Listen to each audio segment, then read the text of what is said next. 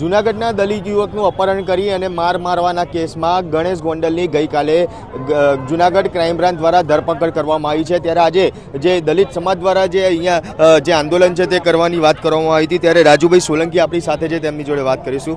રાજુભાઈ, આજનું આંદોલન હતું, ગણેશ ગોંડલ ના પકડાય તેનામાં નહોતો પકડાયો એટલા માટે થઈને આંદોલન કરવાનું હતું, ગઈકાલ રાત્રે આ પકડાઈ ગયું છે, હવે આંદોલન કઈ બાજુ? હવે જ્યારે અમે આવેદનપત્ર એસપી સાહેબને અને કલેક્ટર સાહેબને આવેદનપત્ર આપીને અમે ગુરુવારનો ટાઈમ આપ્યો હતો કે મતગણતરીને અનુસંધાને લોકશાહીને આધીન હાલી, અને અમે જ્યારે મેં મારા 4 દીકરી 4 દીકરા, મારી 2 પત્ની, હું અને મારા દીકરાનો દીકરો અને મારા દીકરાની વહુ સામૂહિક આત્મહત્યાની અમે જે ચીમકી આપી હતી, અને આની પહેલાં 6 તારીખનો અમારો કાર્યક્રમ, 5 તારીખે જૂનાગઢ પોલીસે ગણેશ ગોંડલને પકડી અને લોકઅપના સરિયાની પાછળ રાખ્યો હતો। ત્યારે અમારે પોલીસને કામગીરી કોઈ શંકા કરવામાં નથી આવતી। અમે આખા અમારી કોઈ ચોક્કસ જ્ઞાતિ હારે મારી લડાઈ નથી, મારી લડાઈ જયરાજસિંહ અને જયરાજસિંહની દબંગની હારે છે। મારે કોઈ ક્ષત્રિય સમાજ હારે વાંધો નથી, મારે કોઈ ભાજપ સરકાર હારે વાંધો નથી, મારે કોઈ કોંગ્રેસ હારે મારે પ્રેમ નથી। મારી લડાઈ માત્ર કે અનુજાતિ સમાજના દીકરા ઉપર અત્યાચાર ના થાય, આ મારા દીકરા ઉપર થયું, બીજા દીકરા ઉપર ના થાય, એને માટેની મારી લડાઈ છે। ગણેશ પકડી ગયો છે, પરંતુ હવે જે આંદોલનની વાત હતી, જે રેલી ગોંડલમાં કાઢવાની વાત હતી, એ રેલી નીકાળવામાં આવશે, આંદોલન કરવામાં આવશે? હા, અમે જૂનાગઢથી સવારે 8 વાગે બાબા સાહેબના ટેચ્યુથી ફૂલહાર વિધિ કરી અને બાઇક રેલીથી અમે ગોંડલ જવાના છે, ને ગોંડલની જુદી જુદી શેરીઓમાં અમારું બાઇક રેલી નીકળી સૂત્રોચ્ચાર કરી અને અમારી જે સભા સ્થળ છે ત્યાં જઈ અને અમે સૂત્રોચ્ચાર કરશું। માંગણી શું રહેશે મહત્વની? ગણેશ તો મેન પકડી ગયો છે, અમારી માંગણી એ રહેશે કે ગણેશને 6 મહિના સ્પેશિયલ કોર્ટની સરકારશ્રીએ નિમણૂક કરવામાં આવે અને કોઈ રાષ્ટ્રીય રાખ્યા વગર અને ગણેશને તાત્કાલિક આજીવન કારાવાસની સજા આપવામાં આવે, જેથી કરીને એક મિસાલ બે ગતિશીલ ગુજરાતની જે સરકાર વાત કરે તો એ ગતિ બતાવે અને ગણેશને સજા આપે આજીવન કારાવાસની, જેથી કરીને એક અનુજાતિ સમાજમાં અને ગુજરાતમાં સારો મેસેજ જાય આ સરકારનો। આમની સાથે ડીગુભાઈ જાડેજાનું બી નામ સામે આવ્યું છે, એને બી પકડવામાં આવે? હા, ડીગુભાઈ જાડેજા તમે ગાડીમાં જોતા હશો કે એ ટોલ નાકાનો દાંડો ખોલી અને જાય છે, એ ડીગુભાઈ જાડેજા છે, એ જયરાજસિંહના ભત્રીજા છે। અને ડીગુભાઈ જાડેજા સિવાયને એક ધર્મેન્દ્રભાઈ જાડેજા છે, જે માર્કેટિંગ યાર્ડના વાઇસ ચેરમેન છે, જે મારા દીકરાને એમ કહેતો હતો કે હું પોલીસવાળો છું ને પોલીસ બનીને માર્યો છે, તો એને પણ ધરપકડ કરવામાં આવે એવી મારી માંગ છે।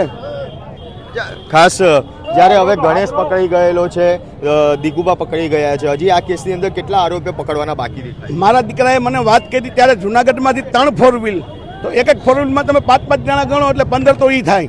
અને જૂનાગઢના મુસ્લિમ સમાજના જે સિકંદર બાપુ કરીને છે એ પણ છે, અને બીજા 2-5 જણા છે, એટલે જૂનાગઢના જેને મારા દીકરાનું લોકેશન આપ્યું એને પકડે।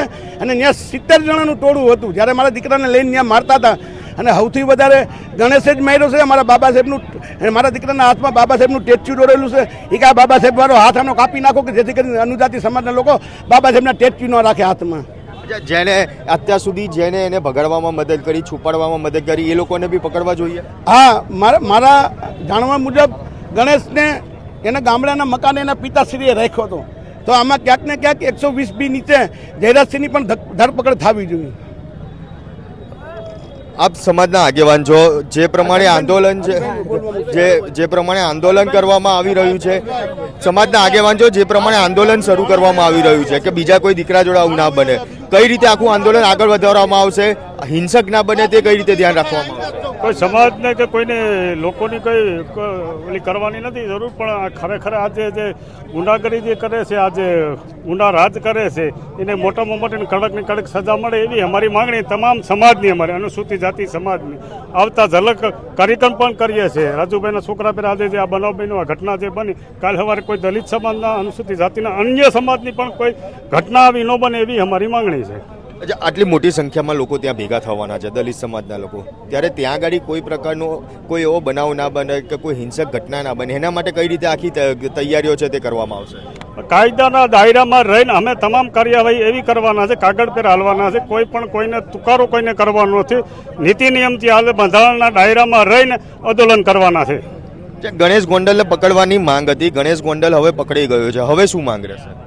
હવે એને બીજા જે આરોપી છે ને એ પકડાવવા જોઈએ. એને જે મદદગારી કરવામાં જે હતા એ તમામની ધરપકડ થવી જોઈએ અને એને સંતાડવામાં પણ જે લોકો સામેલ હતા એમની પણ ધરપકડ થવી જોઈએ એવી અમારી દલિત સમાજની માગણી છે. પોલીસની કામગીરી જે પ્રમાણે અત્યાર સુધી જોવા મળી છે એ કામગીરી ઉપર હવે આગળની સમયમાં કેટલો ભરોસો રહેશે? ક્યાંક આગળ કામગીરીમાં કોઈ ઢીલાસ નહીં મુકાય એ કઈ રીતે ધ્યાન રાખશે? પોલીસની કામગીરી ઉપરથી અમારા સમાજને પૂરેપૂરો સંતોષ છે અને હજી અમારી જે માંગ છે એ આ સરકાર પૂરી કરે અને પોલીસ ખાતું તો અમારી સાથે અનુસૂચિત જાતિ ઉપર ક્યાંય પણ ઘટના ઘટે તો તાત્કાલિક ધોરણે એના ઉપર કાયદેસરની કાર્યવાહી કરે અને જે છે સમયે ઉનાકાંડથી માંડી અને આજ સુધીના જેટલા અત્યાચારો બન્યા છે એ અત્યાચારીઓના જ્યાં જ્યાં છુપાવેલ રાખ્યા છે એ તમામની ધરપકડ કરે આવી અમારા સમાજની માંગ છે. રાજુભાઈ એક સવાલ રહેશે હજી કે જે રીતે પોલીસની કામગીરી જે અત્યાર સુધી જોવા મળી છે પરંતુ આગામી સમયમાં કાગળ કામગીરીમાં કઈ ઢીલાસ ના રહે કઈ રીતે ધ્યાન રખાશે? હા, મારી પોલીસ પાસે એ પણ માંગણી છે 164 મુજબના એને કોર્ટમાં રાખી 164 મુજબના નિવેદન લેવામાં આવે આ તમામ આરોપીના. એ પણ પોલીસ પાસે મારી માંગણી છે. એ રજૂઆત કરવામાં આવી છે કે કરવામાં આવશે? આ રજૂઆત તો અમે લેખિતમાં તો આપી દીધેલ છે. જે બાઇક રેલી લઈને જવાની વાત છે ગોંડલ ખાતે, આ આખું આયોજન મોટી સંખ્યામાં લોકો ત્યાં ભેગા થવાના છે, જોડાવાના છે. ત્યાં ગાડી ગોંડલ ખાતે ક્યાંય કોઈ તકરાર ના થાય, ક્યાંય કોઈ ઘર્ષણ ના થાય એના માટે થઈને તમારા લોકોની કઈ રીતે તૈયારી છે? પોલીસ તો ચોક્કસ તૈયારી રાખશે પણ તમારી આગેવાન તરીકે તમારી કઈ રીતે તૈયારી? અમે આ દેશનું જે સંવિધાન લખ્યું છે અમારા ડૉક્ટર બાબા સાહેબ આંબેડકરના અમે અનુયાયી છીએ. આ દેશનું સંવિધાન જે લખ્યું છે અમારા બાબા સાહેબે લખ્યું છે અને બાબા સાહેબના સંવિધાનનું અમે ક્યારે પણ અમારા કાયદોનું અપમાન નહીં થવા દઈએ.